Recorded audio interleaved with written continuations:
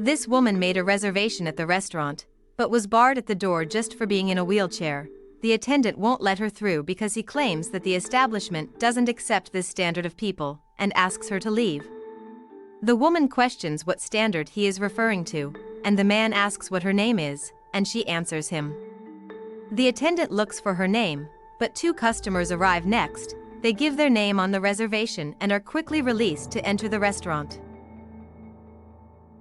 Then he asks for the woman's name again, who answers a bit impatiently, and after searching the list for her name, he finds it nowhere. The woman finds this impossible, as she had made her reservation an hour ago, so she asks to speak to the manager, but the attendant says that she may have made a mistake.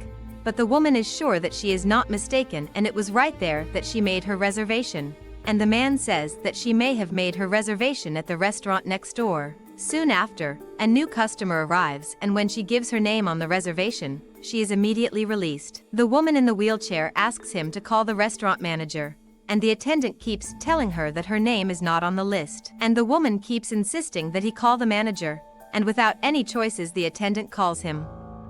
Soon the manager appears at the door of the restaurant, and the woman begins to tell him that she made a reservation at the restaurant, but the attendant is telling her that her name is not on the list.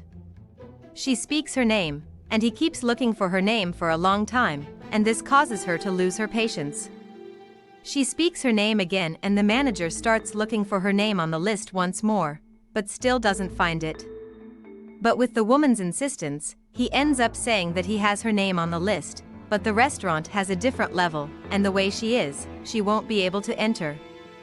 The woman finds it all absurd, and can't believe that they are doing this to her, and the manager says that there are many restaurants nearby that make prepared dishes and have food by the kilo, and that she can go to them.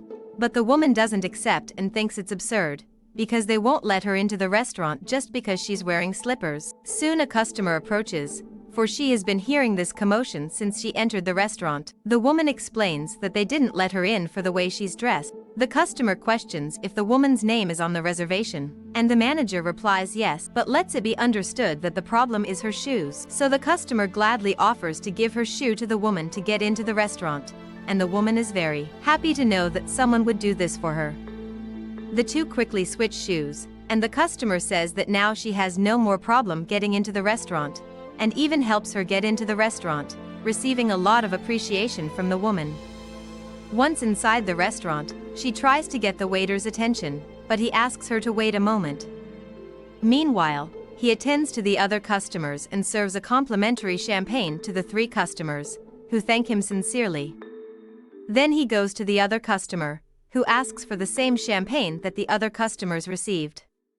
But the waiter claims that that champagne is only served to exclusive customers, and that only those people receive that champagne, so he asks if the woman would like anything. But the woman keeps complaining, claiming that she buys and pays, and is not asking on credit. And the waiter ignores her, asking her again if she wants to order something, and she says yes, because she is hungry, so the waiter leaves to get the menu for her. A few minutes later, he returns with the menu in hand and hands it to the customer. She flips through the pages to find something she likes, and when she finally chooses her dish, the waiter tells her that this dish is out of stock. That makes the woman question that if there really isn't any, why would the dish be on the menu? But she continues to flip through the menu to look for another dish of her choice. She finds one she likes and asks to remove only the lettuce, because she doesn't like it. But the waiter points to the price of the dish, claiming that it is too expensive and that she won't be able to afford it. And the woman says that he doesn't know who he's talking to, and there's no way for him to know if she can afford it or not. Then the waiter looks embarrassed, but says that he doesn't have that dish available either. She asks for another dish, and he continues to say that it's not available either. And the waiter suggests taking the menu back and serving the dish of the day to her, thus making the woman agree this way. The whole situation is already making her nervous. After a while, the waiter comes back with the dish of the day, but the woman gets even more nervous, because she had already said she doesn't like lettuce and yet he brought her lettuce. Then the waiter gets angry too, claiming that she only chose dishes that were not available, and when he brings her a dish from the house, she still thinks she has the right to complain. And he says that it's already made clear that the woman is not welcome in the restaurant, and the woman claims that she is not asking him for anything and that she will pay for everything she consumes. But the waiter doesn't want to hear it. He says that she ordered the dish of the day and is still complaining. Even so, the woman agrees to eat that dish because she is very hungry, and the waiter wishes her a good appetite before leaving the table. Meanwhile, at the next table, the other 3 customers are talking about a job proposal they are working on together. They all seem to like the proposal, and the woman suggests that they can sign the contract now, but the only man at the table thinks that it's too early, but the other 2 sign the job contracts anyway. Meanwhile, the waiter shows up to collect the empty cups from the table. After signing the contract, 2 of them leave, claiming it was a pleasure doing business with the woman, and saying goodbye to her shortly afterwards. The man ends up not looking forward and bumps into the woman's wheelchair, so he starts complaining to her, saying that she doesn't know how to put a chair back. The woman apologizes for his bumping into her and gets worried, but the man just gets angry, saying that he didn't know that this establishment received this kind of people. But the woman at his side defends the wheelchair user. But the man starts calling for the waiter, and the woman asks him not to make a big deal out of it, but the man says he wants to settle this now. The woman in a wheelchair apologizes to him, but the man doesn't want to understand the woman, and just wants the waiters to resolve the situation right away.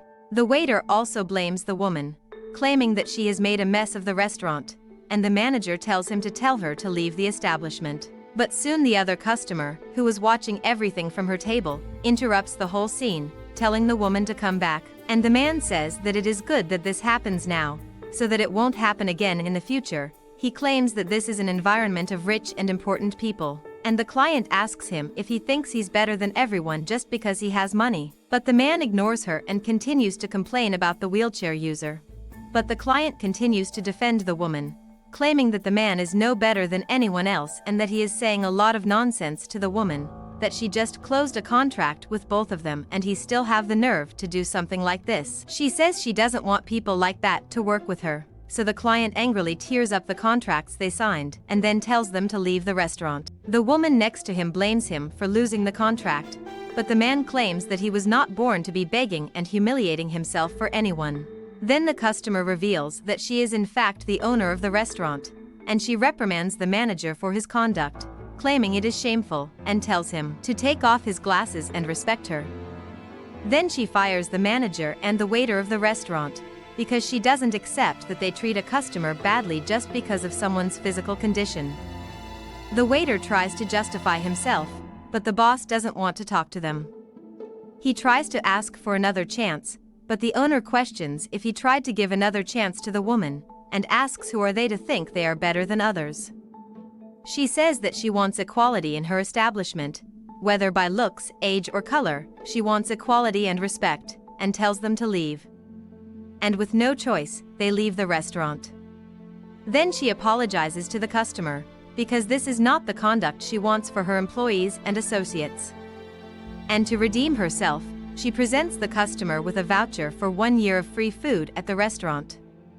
The customer appreciates her help, and the boss thanks her. She thinks everything that happened is absurd, but the customer says that everything is already fine and that's just the way it is.